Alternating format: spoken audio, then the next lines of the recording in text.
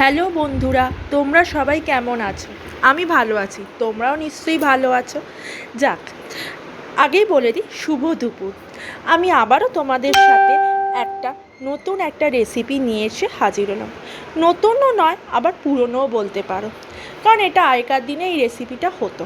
আগেকার দিনেও বলবো না, এখনকার দিনেও সব বাড়িতে এরকম ঘরোয়া স্টাইলে এই রেসিপিটা করে থাকে। বুঝতেই পারছো এটা কি সবজি, এটা হচ্ছে মোচা। তা আমি এই রেসিপিটা কি বানিয়েছিলাম হচ্ছে মোচার কোপ্তাকারি। মোচা খেতে ভালোবাসে না এমন কেউ নেই, মোচা সবারই ভালো লাগে। এবং মোচা দিয়ে অনেক রকমেরই আইটেম হয়। মোচা তুমি ছোলা দিয়েও করতে পারো, আবার চিংড়ি মাছ দিয়েও মোচা করতে পারো। তা আমি ভাবলাম হামেশাই আমাদের বাড়িতে মোচা রান্না হয়, তা ছোলা দিয়েই বেশিরভাগ হয়। চিংড়ি মাছ দিয়ে মোচা কোনোদিন আমি খাইনি, আর করাও হয় না। খাইনি ঠিক বলবো না, খেয়েছি।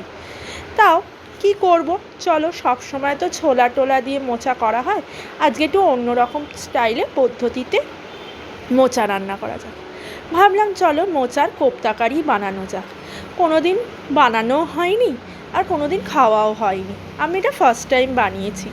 তোমরাও একবার বাড়িতে এইরকম স্টাইলে মোচার কোপ্তাকারি বানিয়ে খেতেই পারো, ভাল লাগবে, খারাপ লাগবে না। দেখেই নিলে কি কি দিলাম: ভাজা বাদাম, কিশমিশ, আর বাইন্ডিংয়ের জন্য একটু আলু সেদ্ধ দিয়েছিলাম, আর এখানে বেসন আর চালের গুঁড়ি দিয়েছিলাম। মশলা সেরকম কিছু দিইনি, হলুদ গুঁড়ো, জিরের গুঁড়ো, আর একটু গোলমরিচের গুঁড়ো।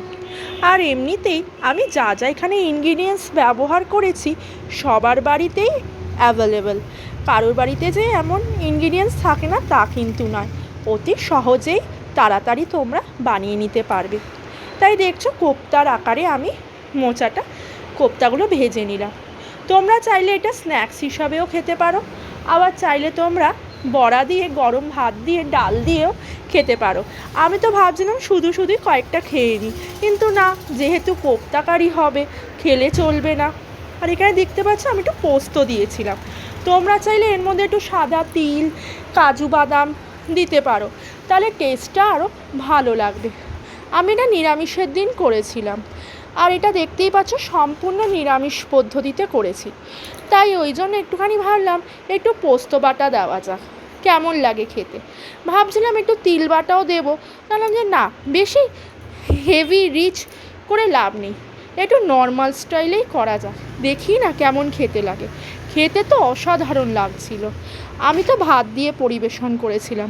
তোমরা চাইলে পোলাও, লুচি, পরোটা যা কিছুর সাথে তোমরা পরিবেশন করতে পারো, ভালোই লাগবে খেতে। আর তোমরা চাইলে এটা তোমরা আমিষ দিয়েও করতে পারো, পেঁয়াজ রসুন দিয়ে, বা চিংড়ি মাছ দিয়ে বেটেও করতে পারো মোচাটাকে, ভালো লাগবে। তা বন্ধুরা, কেমন লাগলো অবশ্যই কিন্তু জানিও। চললাম বন্ধুরা, টাটা, ভালো থেকো।